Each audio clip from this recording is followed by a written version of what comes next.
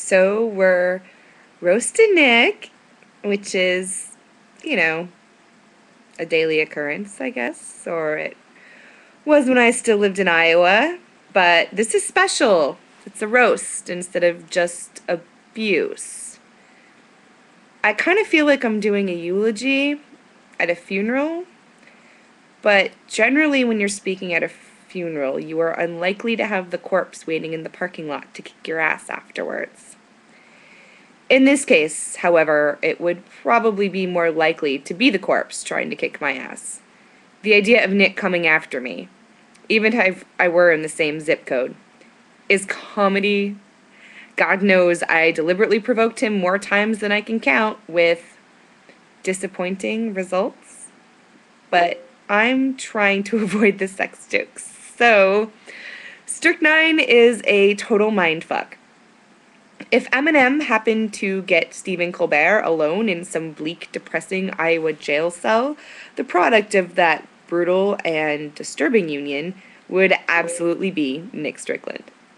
When he takes the stage, though, that meek, nerdy, tragically dressed image just falls away and is replaced by 5 feet 10 inches of pure, pale political gangster. Women line up to get this dude out of his clothes, if only to do the fashion world a favor. Seriously, ladies, anything this guy owns would look better on your floor. You'd think it was some master plan to get laid, but he actually likes wearing this shit, which is even sadder. God, this is really hard to do without all the dick jokes. Yes, Nick is an easy target. We experimented with me doing hype tracks for his raps, but I just could not for the life of me come up with anything that rhymes with pathetic.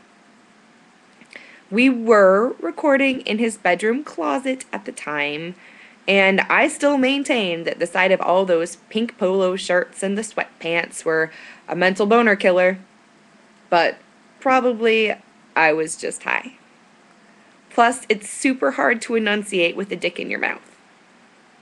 Nick manages, but the rest of us aren't so blessed. Obviously, Nick loves his women with problems, and we love him back. Violently, angrily, with tears and late-night drunken phone calls and insults. In fact, if taking shit were an Olympic sport, 9 would have the gold. But kind of like winning a gold medal at the Special Olympics, the only thing better than winning is not being such a fucking pussy. I mean, yes, Nick can stand his ground when he needs to. When we started hanging out, the guy I was seeing at the time threatened to murder him. Which, scared him. Then he took off his pants, which scared me. Nick is an amazing partner in crime. He's always down for whatever. In fact, we used to say we were going to get married when we turned 30. Like I'll ever admit to having turned 30. You kind of dodged a bullet on that one, didn't you, bud? And it's that unique mix of cunning, kindness, talent, and dumb luck that makes us love him so much. Which is how I know he'll forgive me for this.